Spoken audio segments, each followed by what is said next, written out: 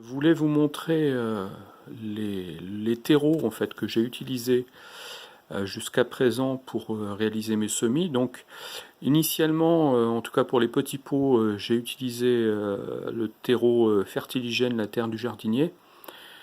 Bon, c'est des terreaux en fait, ces deux terreaux sont riches en fait en fumier, en fumier et autres engrais qui sont inclus dans les sacs. L'année dernière, j'avais utilisé uniquement la terre du jardinier, donc pour faire tous mes semis, même la mise en pot. Bon, en fait, Gamme Vert fait régulièrement des promotions sur ce type de terreau. Et donc, en général, il y a une offre avec deux sacs achetés, le troisième offert. Donc, ce qui baisse en fait le coût au sac. Bon, cette année, en fait, ils ont un peu tardé à faire cette promotion. En fait, ça fait 2 ans que je profite de cette promotion. Et cette année, en fait, il n'y a pas eu de promotion pour le moment. Donc, en fait, comme je ne pouvais plus attendre, je suis passé sur un sac de Gamme Vert, en fait, qui fait 70 litres et qui est apparemment adapté au potager aussi. Donc, voilà, il a l'avantage d'être pas cher. En fait, il est à 9,90 € chez Gamme Vert, au lieu de, je crois, dans les plus de 13 euros, 13 ou 14 euros pour un sac de 50 litres. Fertiligène aussi. Donc je crois que c'était la terre du jardinier. Il y a aussi un autre modèle de terreau.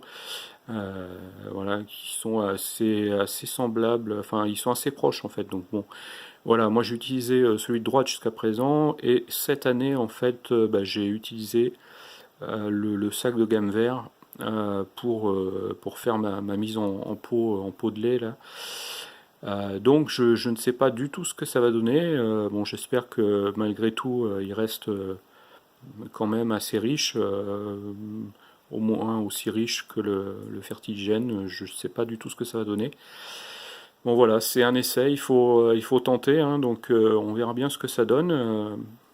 En principe, voilà, il faut quand même un terreau qui est la pêche, parce qu'il faut qu'on puisse tenir jusqu'au mois d'avril en général, voire fin avril, avec uniquement le pot de lait dans lequel j'ai mis mon semis. Donc voilà, j'essaye de prendre un terreau assez riche. Donc j'ai utilisé il y a 3 ans des terreaux spécial semis. En fait, je vous les recommande pas, parce que même si la terre est assez légère, en fait, je trouve que justement ils ne sont pas riches, et donc en fait les plantes sont vite en carence en fait avec ce type de semis. Donc voilà, moi je vous conseille ça.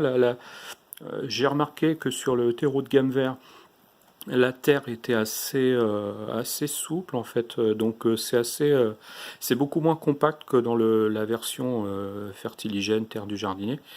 Donc bon, ça a l'air pas mal à voir en fait. Faut vraiment voir en fait, faut tester, hein, comme toujours. Tester, c'est l'approuver. Donc voilà, j'espère que ça devrait bien marcher. Une chose que j'ai faite et dont je vous ai pas parlé dans la vidéo, euh, c'est l'arrosage en fait. L'année dernière en fait, enfin les 3 années précédentes en fait, j'ai utilisé, en tout cas pour les semis, de l'eau du robinet. Donc voilà, je pense que c'est une erreur.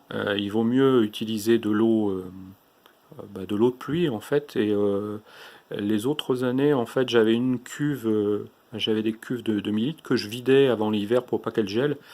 Cette année en fait, comme je voulais arroser dans ma serre tous les 2 jours, en fait j'ai gardé une cuve de 1000 litres que je vide régulièrement tous les 2 jours. Donc en fait, il y a peu de chances pour que la cuve soit gelée. C'est déjà arrivé, mais bon, ça n'a jamais posé problème. Donc en fait, cette année, j'arrose les semis avec de l'eau de pluie. Donc je pense que c'est ce qu'il y a de mieux, parce que le chlore qui est contenu dans l'eau du robinet, je pense pas que ça soit très bon. Donc voilà, je préfère faire les choses dans les règles de l'art. Donc voilà, je vous conseille de faire la même chose si vous pouvez, si vous avez possibilité de récupérer de l'eau de pluie. Ça marche avec de l'eau du robinet, hein, franchement, comme je vous dis là, dans mes autres vidéos. L'année dernière, en fait, mes semis ont bien fonctionné. Vraiment, en plus, l'année était vraiment une très bonne année, je pense, pour les tomates. Vraiment, ça ne les a pas pénalisés, je ne pense pas, mais bon, voilà, autant mettre toutes les chances de son côté et de vraiment faire ça au mieux pour que ça réussisse le mieux possible. Donc voilà, c'est une chance supplémentaire pour mes semis, pour leur bonne reprise. Donc voilà, moi je vous conseille l'arrosage avec de l'eau de pluie et un terreau assez riche pour pouvoir tenir jusqu'à la mise en terre. Voilà, à bientôt.